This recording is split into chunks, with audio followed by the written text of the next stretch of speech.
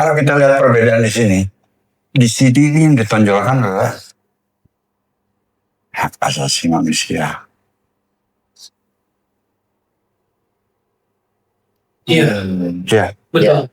Kalau kita pakai Pancasila sebagai orang beragama, sebagai negara yang beragama, ya, artinya negara yang mau mengakui adanya Tuhan, bukan HAM ini sini kewajiban. Kewajiban asasi. Iya. Ini yang depan.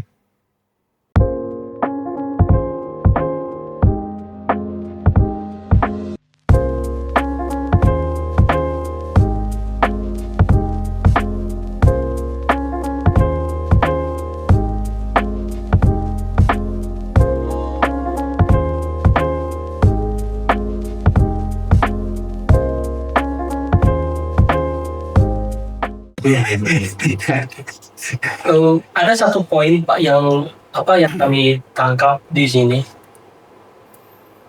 tentang tadi input, proses dan output. Sekarang itu kan kondisinya input dari mana orang-orang yang akan menjalankan sebuah sistem itu kan berasal dari partai politik.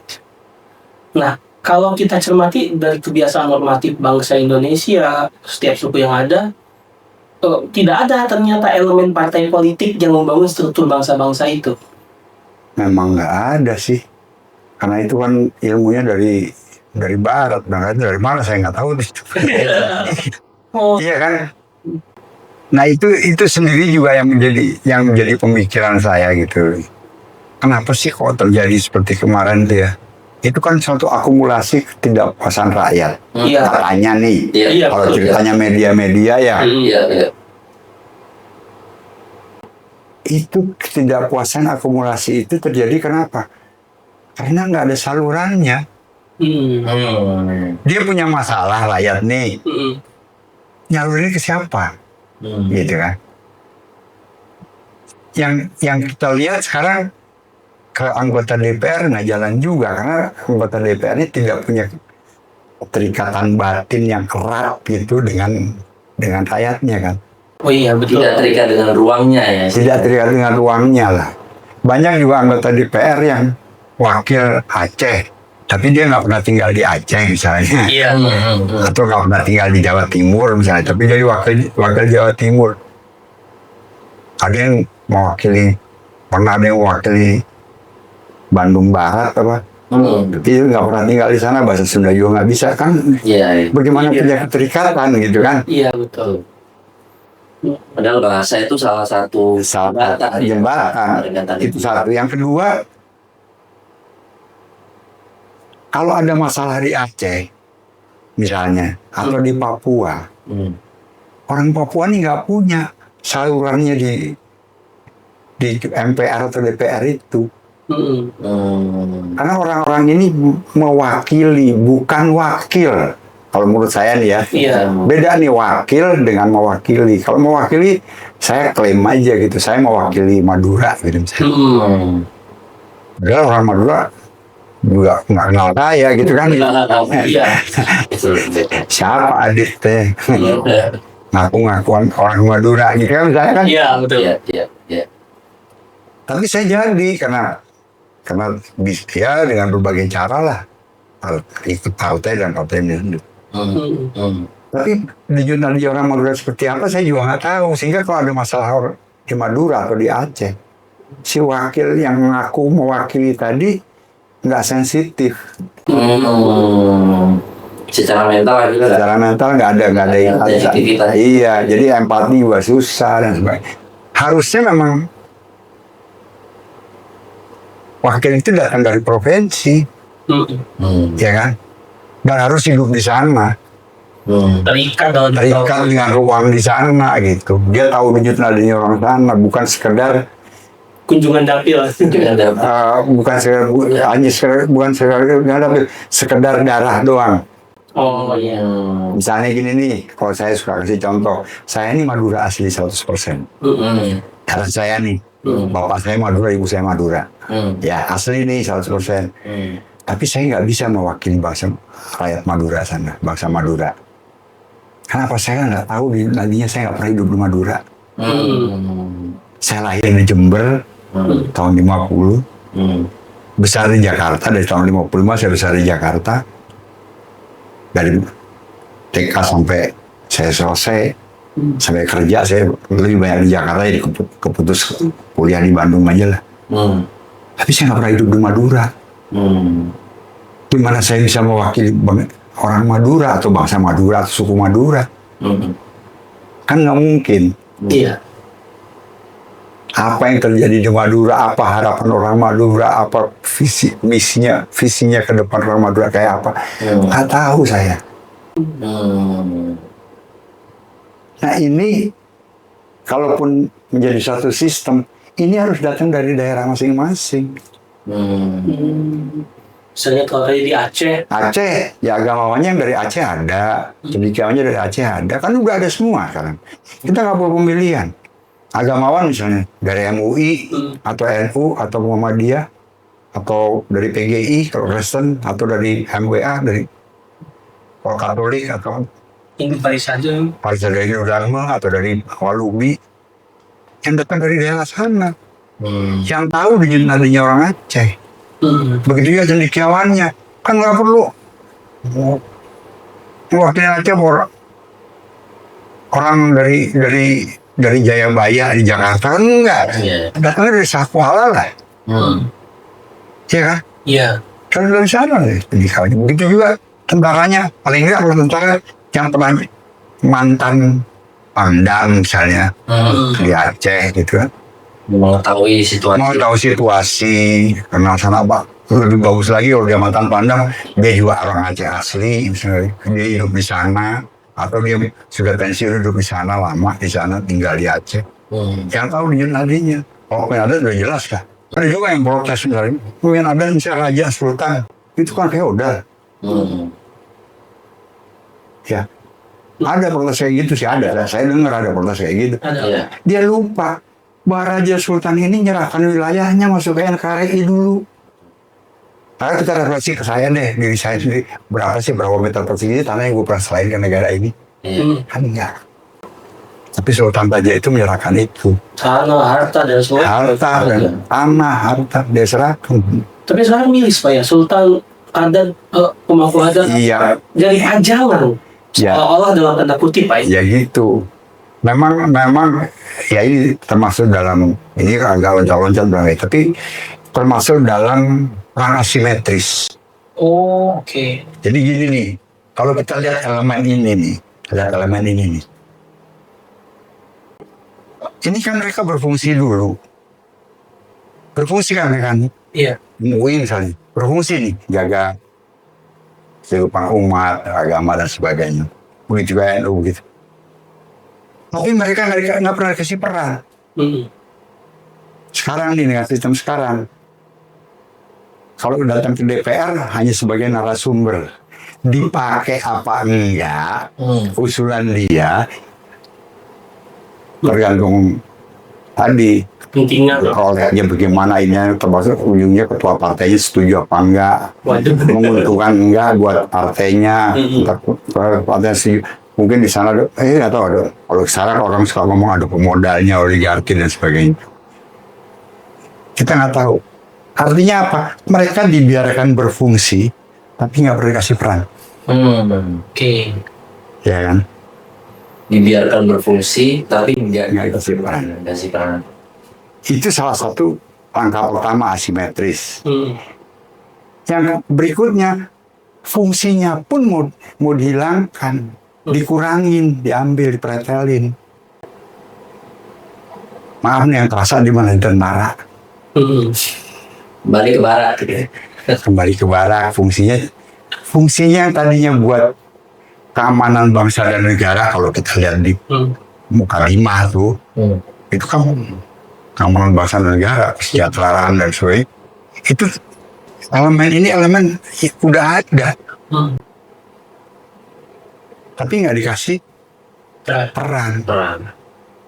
Bahkan tempatnya ya strukturnya dikubah sedemikian rupa sehingga dia nggak bisa apa-apa. Dengan demikian gampang masuk. Yang mengganggu keamanan dan keutuhan bangsa ini gampang masuk. Gampang masuk. Karena ininya dipretelin fungsinya. Boro-boro kasih peran dipretelin. Itu persepsi yang saya lihat nih. Pandangan saya begitu. Begitu juga agamawan pelan-pelan berhilangin. Ingat kan dulu pernah ada di KTP nggak perlu ada agama. Iya, ada perlu. Ada statement Ya. seperti itu. Ada statement gitu. Ada. Agama itu hanya pengotak-kotakan. Artinya apa fungsinya nunggu di langit. Di bidang pendidikan gitu juga. Ya. Guru tuh dulu pendidik. Pelan-pelan berubah jadi sistem belajar mengajar. Jadi belajar. Bukan didik lagi. Iya. Cuma belajar, murid belajar, guru ngajar. Ini anak mau jadi apa, mau punya adab apa enggak, mau punya etika apa enggak, itu juga mulai nggak dipeduli gitu. Karena kalau pendidikan kan, ya namanya satu ada nilai, yang kedua ada adab, dididik adabnya, ada reward and punishment, mesti ada. Kalau sekarang anak dihukum apa gitu, orang tuanya bisa marah. Kalau dulu zaman saya buat salah di sekolah dihukum sama guru, nggak berani saya ngadu ke orang tua saya. Dimarahin balik, Pak. Dimarahin balik. Malah lebih dimarahin, ditambahin. Ya dulu kita sangat hormat pada guru, sekarang kan Berantem sama guru. berantem sama guru, orang Fisik biasanya. iya kan udah nggak tahu yuk mulai kapan. Dan itu mungkin juga karena adanya pengkotak-kotakan generasi lagi. Itu juga salah satu Simetris ya, Pak? sangat simetris. Memutus hubungan anak dengan orang tua antara lain. Iya, betul. Anak akhirnya tidak perlu tahu dia sejarahnya dari mana. Lama-lama sejarah bangsa Indonesia itu juga Hilang. kan? Pelajaran sejarah kan juga dipotong-potong. Pelajaran geografi juga dihilangkan. Supaya apa? Anak nggak kenal sama negerinya sendiri. Anak nggak kenal sama sejarah bangsanya sendiri. Malah ada yang belok-belok ke sejarah malah sekarang. Ada kan? Ada kaum yang belok ke sejarah juga ada. Ada kan? Iya, nyata. Itu salah satu perang asimetris. Orang nggak sadar itu kita dikotak-kotakin Gen Z lah, Gen Z lah, Gen apalah, baby boomer lah, supaya lu sama lu beda golongan sama gue kan. Padahal itu ada garis merah yang nggak bisa dibuang, garis keturunan darah.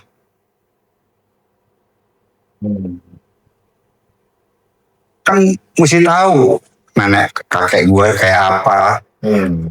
Sekalipun mungkin kakek moyang gue ada yang perampok gitu, gue mesti tahu kan supaya gue nggak ikut-ikut jadi kayak dia kan gitu. Iya.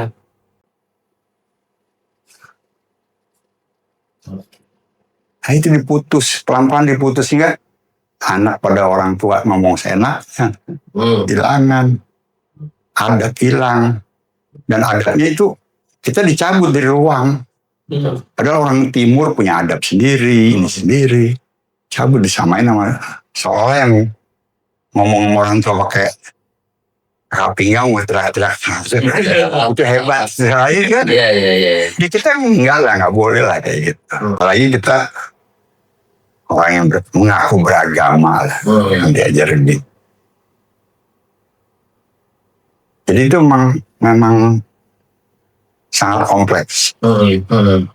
Nah buat generasi kita juga, kalau kita tadi lihat ini tadi yang kembali ke angkat tadi ini bangsa, ini rakyat, ini tadi Pancasila ya, ini demokrasi. Ini NKRI di sini kan, ini NRI. Kalau kita lihat perbedaan di sini ini yang ditonjolkan adalah hak asasi manusia. Iya. Ya, Betul. Betul. Kalau kita pakai Pancasila sebagai orang beragama, sebagai negara yang beragama, ya artinya negara yang mau mengaku adanya Tuhan, bukan HAM ini sini kewajiban. Kewajiban asasi ya. Iya, ini yang depan. Sebab agama itu mengajarkan kita mendahulukan kewajiban. Kita ini orang Islam nih, saya kemudian beragama Islam, kita yang ada di sini kemudian beragama Islam. Kewajiban dalam sebagai manusia, sebagai makhluk Allah ini dibagi dua besarnya. Hablum minallah sama hablum minannas. Hablum minannas itu termasuk pada tetangga, kepada sesama manusia, mau yang lebih tua, yang lebih muda, masuk kepada alam. Kita punya kewajiban asasi untuk menjaga itu. Bukan hak. Hak itu milik Allah. Itu satu secara prinsip. Yang kedua, kalau kita setiap orang menjalankan kewajiban, itu nggak akan ada orang terinjak-injak haknya. Oh iya. Kalau kita bayangkan memang jadi lebih damai, tentram. Iya. Kalau semua orang masing-masing menuntut haknya, berantem. Contohnya gini deh, kalau bicara hak duluan orang. Kalau bicara kewajiban, duluan deh. Sarang-sarangan ya. Nih, nilai kita lebih tinggi dengan Pancasila sebenarnya. Dasarnya karena dasarnya dari ketuhanan Yang Maha Esa. Kalau di sini kita berantem, dan itu berhasil mereka dikotak-kotakan lewat partai lah, lewat generasi-generasi lah, lewat kelompok-kelompok masyarakat dengan berbagai yang tidak menjadi definisi yang berbeda-beda. Gak ada definisi yang sama. Definisinya nggak punya gitu, bebas. Jadi semuanya relatif. Semua dibikin relatif. Padahal kalau kita sebagai suatu sistem, ini bangsa ini satu yang definitif. Iya, rakyat itu kan relatif maksudnya. Iyalah. Rakyat itu sangat relatif. Rakyat itu bisa dari berbagai bangsa kan. Iya. Sehingga relatif kan. Iya. Nah harus ininya jadi sebagai bangsa dong. Makanya Sumpah Pemuda itu disatukan nih. Betul. Ini bangsa Ambon, bangsa ini jadi satu. Kita bangsa Indonesia nih, ditariklah yang paling benang merahnya apa sih? Yang sama-samaan, yang kita amati, saya Paruli dengan teman-teman yang lain, ngamatin ini nih. Elemen ini yang sama. Berarti tidak sesederhana naskah sejarah, kita sama-sama dijajah, kita sama-sama, bukan hanya itu alasan. Bukan hanya itu. Di alasan kita punya kesamaan ini nih, struktur ini, sama-sama memiliki keyakinan, iya, sampai sama-sama, tapi saling menghargai. Beda-beda nih, Aceh sama Bali beda barangkali etikanya, tapi selalu ada elemen ini yang sama. Oke. Betul. Ya kan, ini yang mungkin harus dikembangkan menjadi wakil bangsa-bangsa di Nusantara ini duduk di MPR. Itu kira-kira konsep dari Begitu ya. Berarti begini Pak ya,